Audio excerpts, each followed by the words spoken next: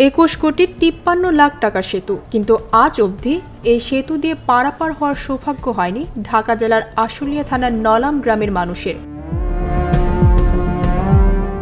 এই একটি মাত্র সেতুর অপেক্ষায় ছিল 10 গ্রামের মানুষ। অবশেষে 2019 সালে শুরু হয় সেই সেতুর নির্মাণ কাজ। তবে কাজ শুরু হলেও তা শেষ হওয়ার খবর নেই, যে কারণে সেই দুর্ভোগেই রয়ে গেছেন বংশী নদীর দুপারের মানুষ। নদীতে মাত্র একটাই খেয়া নৌকা। কেউ বিপদে পড়লে বা অসুস্থ হলে দুর্ভোগের অন্ত নেই এই জনপদের মানুষের। একটা মানুষের যদি অসুখ বিসুখ হয়, পারাপার হওয়া খুব কষ্ট, খুব কঠিন, মানে এখানে পুরো মরে যাবে। মনে করেন অনেক প্রেগনেন্ট মানুষ আছে, ওনাদের অসুবিধা, অনেক অসুবিধা। নৌকা পারাপার, নৌকা থাকে না রাত্রির বেলা। আমি প্রাইভেট পড়তে যাই ওই পাশে। এখন ব্রিজ হইলে আমার কতক্ষণ 15 মিনিটের মতো লাগতো। এখন আমার নৌকার জন্য 20 মিনিটের মতো দাঁড়ায় থাকা লাগে। আবার ওই পাশে যে আমি রিক্সাও পাই না।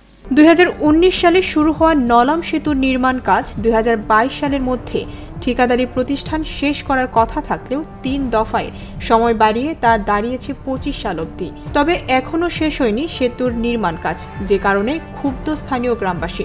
ব্রিজ শুরুর আগে থেকে আমাদের নাম অঞ্চলের দুর্ভোগ শুধু এই ব্রিজের কারণেই, বুঝছেন। এই জন্য আমি মনে করি ঠিকাদার প্রতিষ্ঠানটা যদি গুরুত্ব সহকারে এটা দেখে, আমাদের জনগণের দুর্ভোগগুলো দেখে, তাহলে আমাদের খুব উপকার আসবে। ব্রিজটা যেন সবাই অপেক্ষায় আছে, মানে যাতে তাড়াতাড়ি হয়, সবার জন্য ভালো হয়। 6-7 বছর আগে এই কাজ চালু করছে, কইছে 2 বছরের মধ্যে কমপ্লিট করে দেব।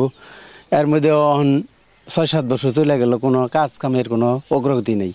উপজেলায় এলজিডি কর্মকর্তা বলেছেন, বিভিন্ন সমস্যার কারণে সময়মতো শেষ হয়নি সেতু নির্মাণ। আগামী জুনের মধ্যেই ঠিকাদারি প্রতিষ্ঠান কাজ শেষ করবেন বলে জানান তিনি। আসলে ব্রিজটির কাজটা শুরু হয়েছিল 19 সালে এবং পরে বিভিন্ন সমস্যার কারণে এবং করোনাকালীন সময়ের কারণে এই কাজটা সময় মতো সম্পন্ন করতে পারিনি এবং বর্তমানে কাজটি খুব জোরগতিতে চলছে। আমরা আশা করছি সামনে জুনের মধ্যে আমরা জনগণের চলাচলের জন্য উন্মুক্ত করতে পারব। জনকল্যাণে নলাম সেতুর নির্মাণ কাজ দ্রুত শেষ করে তা জনগণের জন্য উন্মুক্ত করে দেওয়ার দাবি এলাকাবাসীর। বৃষ্টি দাজেল, ভোরের পাতা।